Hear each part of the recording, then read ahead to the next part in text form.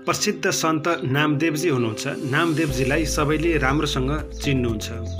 उहाँले जङ्गलमा रुखको फेदमा रोटी बनाउनु भयो र रोटी बनिसकेपछि रोटीमा घिउ लगाउन झोपडीको भित्र जानुभयो। जब घिउ लिएर बाहिर रोटीमा लगाउन आउँदै हुनुहुन्थ्यो र रोटी सबै कुकुरले लिएर भाग्यो।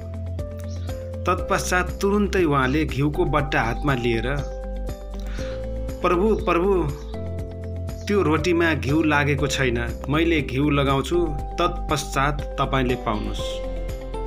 कुकुरले रोटी लिएर भागिरहेको छ। उहाँले कुकुरको पछि पछि घिउको बट्टा लिएर प्रभु मैले घिउ लगाउँछु रोटीमा, त्यसपछि खानुस्। उहाँले कुकुरलाई कुकुर देख्नु भएन, कुकुरलाई साक्षात प्रभु देख्नुभयो। किन कुकुरको पछाडि उहाँ लट्ठी लिएर जान सक्नुहुन्थ्यो, ढुङ्गा लिएर जान सक्नुहुन्थ्यो। कुकुरले अलिकति पनि गल्ती गर्यो भने मान्छेले तँलाई गाँसे, उसले कुकुरलाई के गर्नुपर्ने हो, कति गाली गर्नुपर्ने हो, कति दण्ड झटाएर हान्नुपर्ने हो, सबै कुरा केही पनि बाँकी राख्दैन। तर उहाँले प्रभु पर्खिनुस्, म घिउ लगाउँछु, तत्पश्चात रोटी खानुस्। जब नामदेव कुकुरको पछि यसरी घिउ लगाइदिन भाग्दै हुनुहुन्थ्यो रोटीमा, कुकुर चाहिँ डरले झन् भागिरहेको थियो। किन कुकुरलाई लागेको थियो कि मलाई पिट्न आयो। किन कुकुरलाई पनि केही कुरा चोरिसकेपछि थाहा हुन्छ कि मैले चोरेको छु। त्यस हुँदा कुकुर भाग्न सुरु गर्छ। कुकुरले कुनै कुरा चोर्यो भने घरको आँगनमा बसेर खाँदैन, लुकेर खान्छ। कुकुरमा पनि बुद्धि छ, भगवान हुनुहुन्छ। यदि तपाईँले कुकुरलाई खुल्ला तरिकाबाट माया गरेर दिनुभयो भने तपाईँकै अगाडि पुछार हल्लाएर खान्छ। चोरेको कुरा भागेर खान्छ, दिएको कुरा तपाईँको अगाडि नै आँगनमा बसेर खान्छ।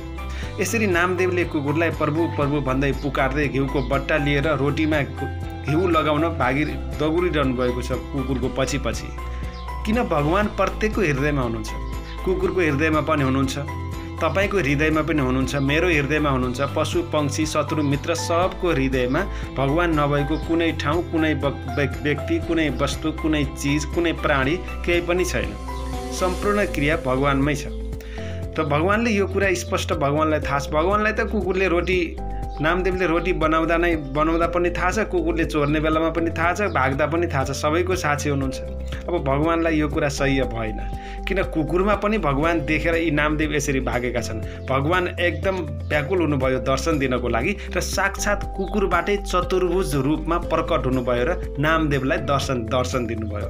किन भगवानको दर्शन आज पनि वास्तविक सन्तहरूले ब्रजमण्डल वृन्दावनमा आज मैले हिजोको कुरा गरिरहेको छैन, आज पनि अहिले पनि गरिरहनु भएको छ। यसको लागि हाम्रो दिव्य चेतना, हृदय र श्रद्धा आवश्यक छ। यस्ता सन्तहरू जो वृन्दावनबाट कहिल्यै बाहिर निस्कनुहुन्न, ब्रजमण्डलबाट कहिल्यै बाहिर जानुहुन्न, सततम कीर्तन भजनमा उहाँहरू मस्त हुनुहुन्छ, आनन्द हुनुहुन्छ। यस्तो मस्ती कसले दिएको छ?